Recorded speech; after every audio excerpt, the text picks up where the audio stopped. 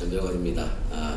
먼저 오늘이 유신 헌법 40년 그리고 김대중 대통령께서 동경에 납치된 지 39년 참으로 그 탄압 환자와 탄압 받은 자가 이렇게 한 자리에 모일 수 있다는 것 자체가 우리 김대중 대통령님을 기리는 분들 또 김대중 대통령 사업 기념사업회가 아니면 하기 어려운 그런 일이었는데 의미 있다고 생각을 합니다.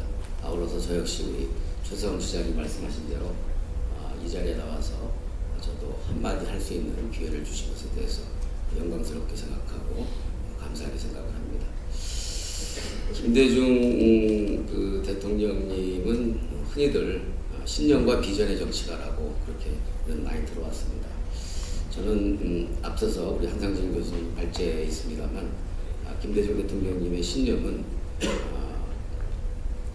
돌아가시기 며칠 전까지도 말씀하셨던 민주주의가 후퇴한다면 나의 삶은 아무 의미 없다. 살아도 산 것이 아니며 죽어서도 어찌 편히 눈을 감을 것인가 라는 그 말씀 속에 모든 것이 다 녹아 있다고 생각합니다.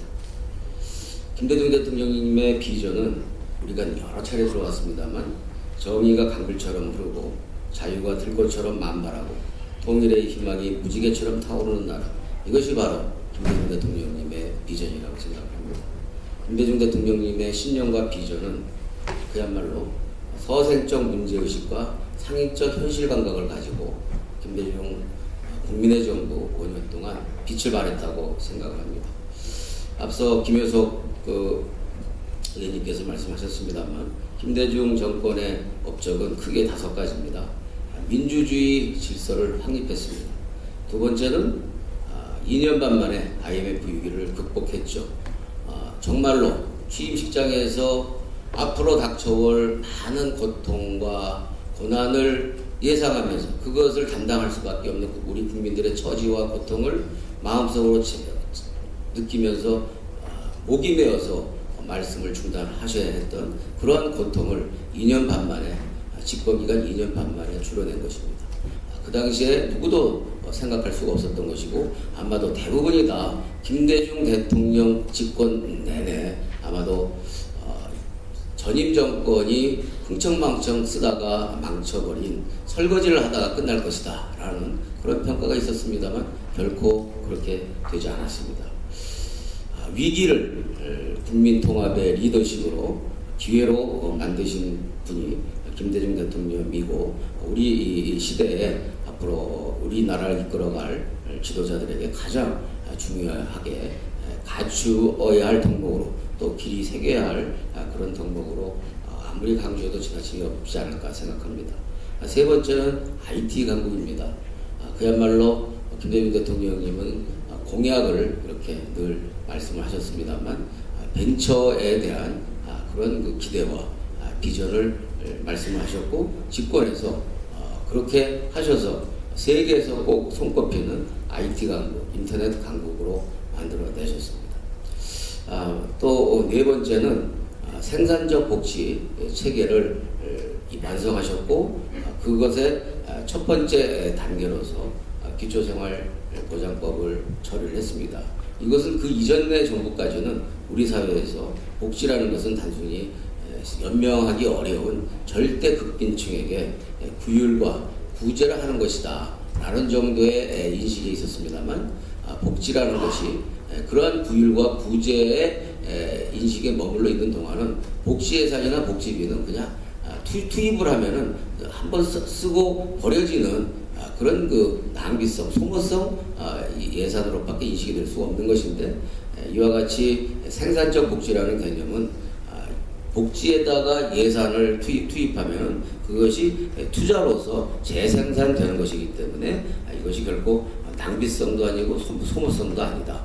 따라서 복지 예산에 대한 근본적인 시각과 정책적 프레임을 바꿔냈던 것이다. 이렇게 말씀드릴 수 있습니다. 마지막으로 우리가 너무나도 잘 아는 남북 평화의 정착이겠죠. 그런데 이제 앞서 우리 한상진 교수님께서 발제해서 말씀하셨듯이 김대중 대통령님은 불과 2년이 채 안 된 상태에서 이미 이명박 정부의 실패를 평가했고 예견을 하셨습니다. 3대 위기론을 제기하셨죠. 민주주의 후퇴와 서민경제의 파탄과 남북관계 약화. 그리고 그것이 지속되어 왔습니다. 이제 우리가 김대중 대통령님의 국정 철학을 다시 한번 생각하면서 미래는 어떻게 해야 될 것인가. 결국은 김대중 정신으로 다시 돌아가야 된다고 생각을 합니다. 결론부터 말씀드리면 민주주의와 평화로 대표되는 김대중 대통령님의 국정 철학은 지난 5년간의 후퇴로 다시 한번 대한민국의 미래가 되었고 대한민국의 미래를 열어나갈 수 있는 또 지난 5년간의 후퇴와 상처를 치유할 수 있는 매우 중요한 의제가 되었다고 저는 생각을 합니다. 김대중 대통령님의 민주주의에 대한 신념은 단순히 그것은 정치 질서나 제도의 민주화에 머물러 있다고 저는 생각하지 않습니다. 김대중 대통령께서 말씀하셨던 그 민주주의는 민주주의를 통해서 국민을 통합할 수 있는 것이고 또 경제를 재벌과 양극화로부터 극복해서 경제적 민주화를 이룰 수 있는 매우 중요한 수단이고 방안이라고 생각을 했던 것이죠. 아울러서 우리 시대에 지금 복지국가 내지는 보편적 복지 논쟁이 있습니다만 역시 민주주의를 통해서 보편적 국가를 실현할 수 있다라고 저는 생각하셨다고 생각합니다. 그렇기 때문에 바로 김대중 대통령님께서 민주주의라는 그런 매우 중요한 과제에 강한 신념을 가지신 분이었기 때문에 생산적 복지라는 그야말로 매우 우리나라의 복지 체계를 또 인식을 근본적으로 뒤바꾸는 그런 프레임을 제기할 수 있었다 저는 생각을 합니다. 당연히 또 우리 평화통일 문제는 최성 시장께서 말씀하신 그대로라고 생각을 합니다. 우리 한상진 교수님 표현적으로 본다면은 문명사적 비전 내지는 민주주의와 사회적 진화 내지는 발전하는 데 있어서 메가 트렌드가 몇 가지 있다고 생각합니다. 그 중에서 저는 두 가지를 꼽고 싶습니다. 첫째는 행동하는 양심이라고 말씀하신 국민 참여의 수준이 과연 얼마인가 어느 정도인가가 바로 우리 사회가 민주주의가 어느 정도 진화되고 발전된 것이냐를 평가하는 매우 중요한 척도가 된다고 생각을 합니다. 즉 국민과 시민 참여의 확대냐 확장이냐 또 아니면 견제냐 억제냐 어느 편에 서 있느냐가 바로 역사를 거스르는 자인지 역사를 진화시키고 전신시키려는 자인지를 평가하는 매우 중요한 가르마가 된다고 생각을 합니다. 이와 같은 시민과 국민의 참여를 확장하는 그 과정 속에서 공평성과 공정성이 보장이 되어야 된다고 생각합니다. 최근에 일부 정치적인 어떤 쇄신 과정에서 과잉 대표성 문제라든지 과소 대표성 문제라든지 이런 것들을 갖다 매우 간과하고 있는데 이것은 정치 참여의 확장과 과정 못지않게 매우 중요한 요소이고 바로 그것은 정치 참여라는 매우 단위적이고 역사 발전의 문명사적 진화의 매우 중요한 핵심적 요소와 함께 정의라는 측면에서 굉장히 중요한 요소를 갖고 있다는 문제의식을 갖고 있어야 되지 않는가 이렇게 생각합니다. 경제민주화와 보편적 복지 문제는 말씀드린 대로 보다 완성된 민주주의의 결과물이라고 생각합니다. 왜냐하면 민주주의라는 것은 자유가 보장되고 그리고 소통이 활성화되고 그리고 정의가 실현되는 그런 사회라고 우리가 모두 믿고 있기 때문에 그렇습니다.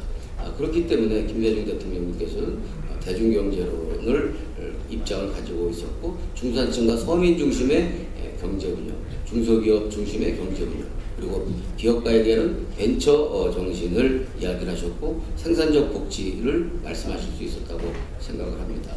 그러한 것들이 바로 우리가 지금 시대적인 변화나 문명사적 변화의 과정에서 지식정보 창의 사회를 선도하고 이끌어내는 매우 중요한 동인으로 자리 잡고 있다고 생각을 합니다.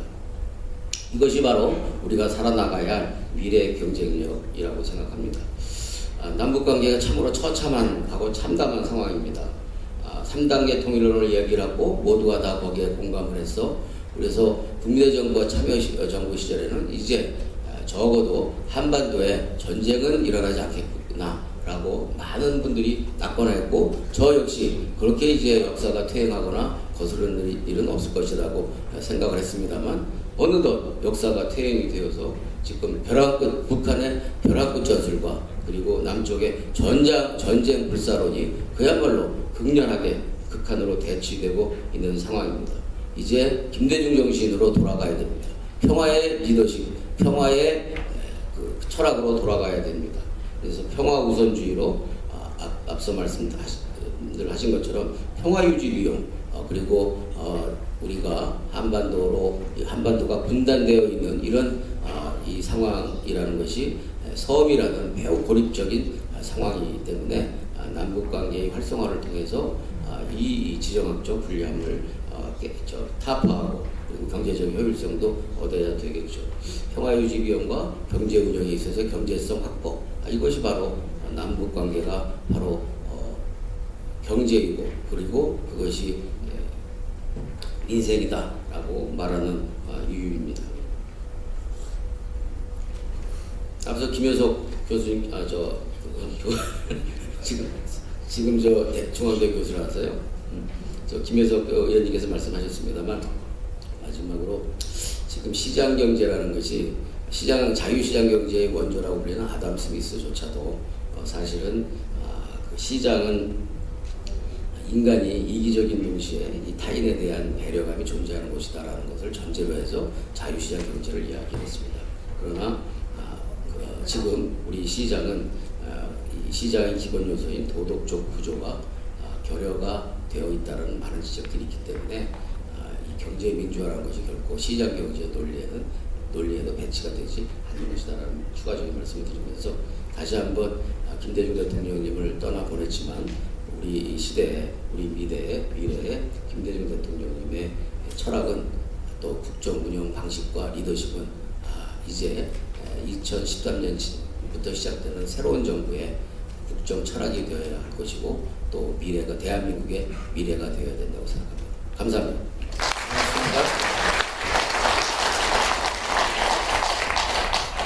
김근식 교수님.